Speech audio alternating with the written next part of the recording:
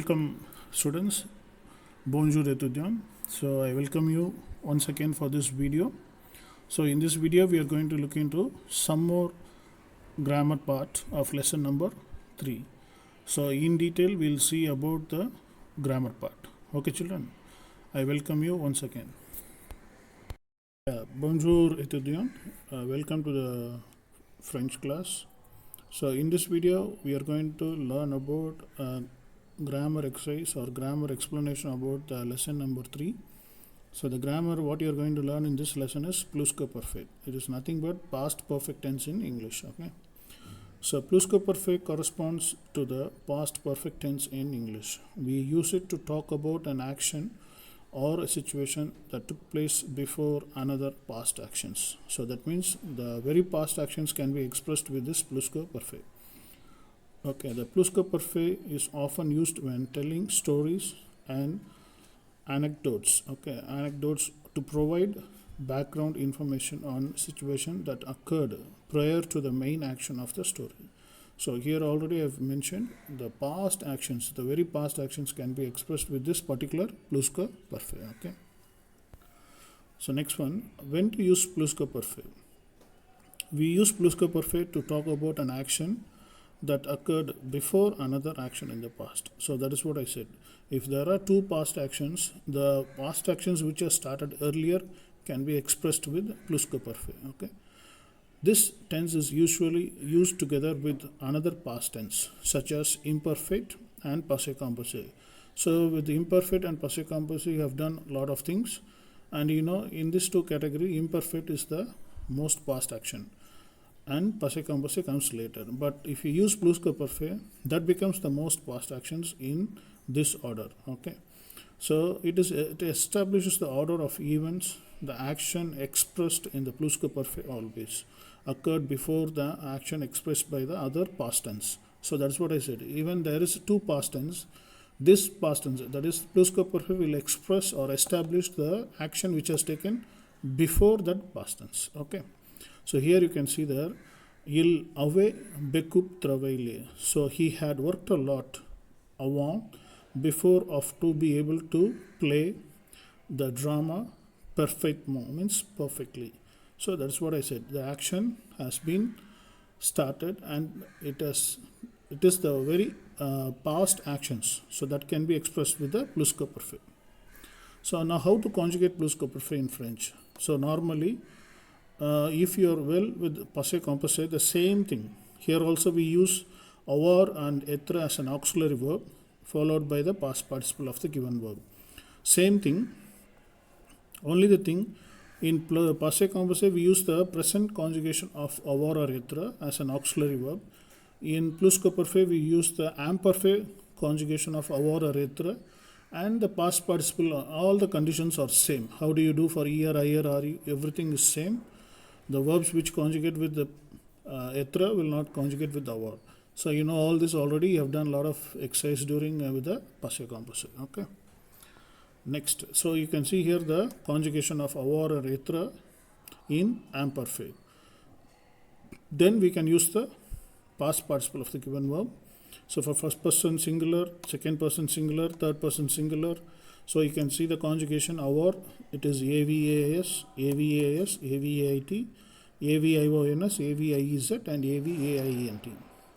Then we can write the past participle of the given verb. So already you know how to make past participle. The next one, here the être conjugation is je étais, tu étais, il était, nous étions, vous étiez, and ils étions. So this is how the conjugation of imperfect of passé, that is the conjugation of avoir and être will be used in imperfect conjugation. There in passé composé we use in present tense. Here we use the imperfect conjugation of avoir or être in pluscuperfect as an auxiliary verb. Okay. So for negative sentence, the past participle comes after the second part of the negation. So quite normally you know all that. So je avais rigolé means I had laughed. Then je n'avais pas rigolé. So you can see the n'ai pas before and after the auxiliary verb. So I had not laughed. Je étais parti. I had left. Je n'étais pas parti. I have not left. So for reflexive verb, it is reflexive pronoun comes after the first part of the negation, ne, and before the auxiliary verb, avoir or etre. So you can see here the placement of the reflexive pronoun. So first comes je, subject, then ne, so the negative starts. Then comes the reflexive pronoun m apostrophe. Then était, pas. So this is the arrangement you have to do it for reflexive verb. Okay. Je ne étais pas trompe dans mon calcul. So that is, I had not missed in my calculation, or I have not deceived in my calculation. Okay. So je n'étais pas trompe dans mon calcul. Okay. Next one, avoir or être. So here you can see most verbs constructs with pluscuperfect using avoir. However, être is used as an auxiliary verb in the following cases. For reflexive verb, all the reflexive verbs will be conjugating with our être only. So that you know already when you did for passé composé. So you can see here an example. Je m'étais trompé dans mon calcul. So that is, I had missed, or I have missed myself in my calculation. So these are the verbs you can see here. With the following verbs of movement and their derivative forms: naître, mourir, aller, venir, monter, descendre, arriver, partir, entrer, sortir, appartir, rester, retourner, tomber. All these related forms such as revenir, rentrer, remonter, redescendre, repartir.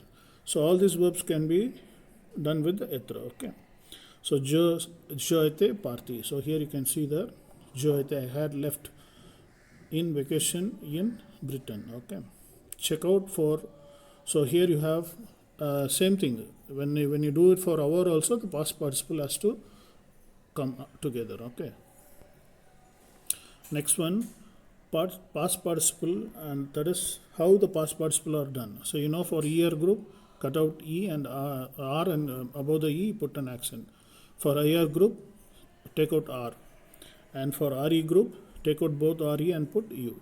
So for the irregular verbs, however, they look up the past participle forms in the list of irregular verbs or check.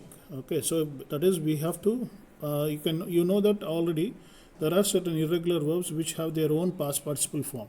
So in that case, we have to know. Already you have learned all that. Okay, so it is same thing. So the agreement of past participle, that is also very important. So always I told you, whenever you write a past participle with the avoir for être, it has to accept the number and gender. So that is very important. That is what I said always I used to repeat that. So here also you can see, whenever you conjugate with être in pluscuperfect, the past participle has to accept the number and gender. Okay. So here you have some examples. Il était allé à l'école de musique. So here you can see the first one is masculine singular, so nothing is added. But second, you see, elle était allé, so e is added because it is feminine singular. Then third one, il était allé, so s is added because it is masculine plural, third person plural. Then elle était allé, so here also es is added because it is feminine plural, third person. So this is how we have to change according to the number and gender of the subject. Okay, the past participle has to accept the number and gender when you conjugate with être, not with avoir. So that already you have learned. So the verbs for to take, the avoir in pluscuperfect, agrees in number and gender only when there is a direct object comes before the verb. So only when there is a direct object before the verb avoir, then you have to see you have to place the past participle according to that direct object pronoun. So whether it is masculine or feminine, it has to accept the number and gender of that particular direct object pronoun. Okay. So here you have some examples. So here you see, il avait acheté un tambour. So that is a masculine. So that is written in direct object form. That is, il l'avait acheté. He had bought one of it. Same thing, il avait acheté une flute. So flute is a feminine. So when you add a direct object before the verb avoir, then you see the past participle also has to accept the number and gender of it, because the direct object is written for that particular object. So il avait acheté. So e is added in this case. Same thing, il avait rencontré the autre artiste. So here also les is used as a direct object because it is plural, third person plural. So normally what you have to add? S. Very good. So rencontre, S is added. Same thing, son père avait acheté the place the concert. So some seats. So his father had bought some seats in the concert. So same thing, that is a feminine plural. So es is added to the acheté. Okay, so these are the conditions we have to prevail when you are doing in pluscuparfait. So already we have discussed a lot with this. Okay. So now we have, in case of reflexive verb, that is pronominal verb, which always takes être as an auxiliary verb in pluscuparfait. Not only in pluscuparfait, even in passé composé. Okay. The participle generally agrees with the subject. That is quite obvious. So nous étions levés très tôt. So we had waked up ourselves very early. So here it goes with yes because it is plural form, first person plural. The exceptions of these concerned direct objects, the participle does not agree if the reflexive verb is followed by a object direct. Okay. So here is nothing but here you see il se était lavé la main. So this is what you are going to change. So here when you change this one, but here it is il se était lavé because here we don't write était, that is lavé is not written. When the direct object is given there, we don't write e with the past participle, but if it is not there, we use e there. Il se était lavé. So that is what we are doing here. The exception to these concerned direct objects, the participle does not agree. That is the first one we are seeing. Il se était lavé la main. So here the direct object is given, so we don't the past participle doesn't agree with the number and gender. But when we take off the direct object, then usually we have to write according to the number and gender. Okay. So now we are coming to the last session, that is remembering the past participle per se never agrees with the indirect object. So here also indirect object already I told you. So when it is placed before the verb, here it doesn't accept, never agrees with the number. That is what, for example, you see Maria and Lawrence se étaient téléphoné. So nothing is changed in the past participle, even though it is plural, nothing is changed because there is an indirect object. So to whom they call, so that is what. So these are the verbs which is given below. The participle per se does not agree with the subject of the following verbs. So even though if they are masculine or feminine or plural, they do not change. So the verbs are se téléphoner, se parler, se mentir, se plaire, complaire, déplaire, se sourire, se rire, se nourrir, se sortir, se souffrir, se ressembler, se envouloir. This is because the reflexive pronoun is an indirect object. Okay, the reflexive pronoun are usually an indirect object. It is used in the sense of each other for these verbs. So we don't accept the number and gender in this case. Okay, so thank you for listening the video. So I hope everybody would have understood clearly what is about pluscuparfait and how they are used, and you have seen some rules and regulations. Okay children, I'll see you in the next video. Bye.